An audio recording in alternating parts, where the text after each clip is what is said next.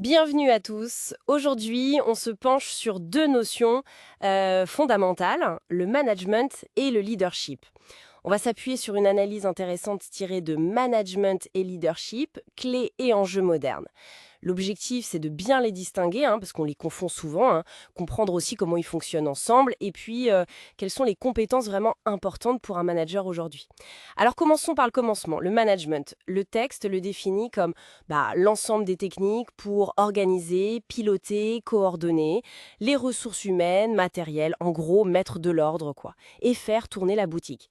Donc le manager, lui, son rôle, c'est de planifier, d'organiser le travail, de prendre des décisions, d'animer l'équipe aussi, de vérifier que tout roule comme prévu et bien sûr de motiver. Mais parfois, ça ne suffit pas, n'est-ce pas? Tout à fait. Et c'est là qu'intervient le leadership. C'est cette autre dimension, la capacité à influencer, oui, mais surtout à embarquer les gens, à les inspirer pour aller vers un but commun. Ah, embarquer les gens, j'aime bien l'image. Oui, c'est ça, souvent même pour dépasser les attentes initiales. La différence, elle est vraiment là. Le management donne la structure, les processus. Le leadership, lui, amène la vision, l'énergie, le pourquoi on fait les choses. D'accord. Et cette capacité à inspirer, justement, elle peut prendre différentes formes. La source parle de styles variés. On peut être plutôt directif ou au contraire très participatif, voire laisser faire. C'est un point crucial. Il n'y a pas un seul bon style. Des modèles comme celui de RC et Blanchard, par exemple, insistent là-dessus, sur l'importance d'adapter son style. Adapté en fonction de quoi alors? En fonction de la personne et de la situation. Son autonomie, son niveau de compétence sur une tâche donnée. L'idée clé, c'est la flexibilité. D'accord. On ne va pas diriger un expert super autonome de la même façon qu'un débutant qui a besoin d'indications claires, voyez. Parfois, il faut être très directif, donner le cadre, d'autres fois, il faut savoir déléguer, faire confiance. C'est ça, le leadership situationnel. C'est logique. Donc, si je résume un peu là, le management structure, le leadership inspire et donne la direction. Le point vraiment intéressant que l'analyse soulève, c'est qu'en fait, on a besoin des deux. Ce n'est pas l'un ou l'autre. Exactement. C'est le cœur du sujet. Les opposés seraient une erreur. Ils sont interdépendants. Comment ça se manifeste concrètement? Eh bien, sans un bon management, une vision inspirante, le leadership pur, ça reste une belle idée, un vœu pieux. Elle ne se concrétise pas faute de structure. D'accord, ça manque de comment. Voilà. Et inversement, un management très carré, mais sans leadership, ça peut devenir rigide, démotivant. L'organisation perd en agilité, elle n'arrive plus à s'adapter. Donc une organisation qui performe, elle a besoin de managers qui sont aussi des leaders. L'un crée le cadre, l'autre donne le sens et la direction. Et pour réussir à jongler avec ces deux casquettes, quelles sont les compétences qui ressortent comme vraiment fondamentales aujourd'hui d'après l'analyse d'Inès? Il y en a plusieurs, bien sûr, mais la communication est centrale. Et attention, savoir écouter autant que parler, Ah oui, important ça. très important. Ensuite, la prise de décision, bien sûr. Savoir trancher. La gestion des conflits, du stress aussi, c'est inévitable.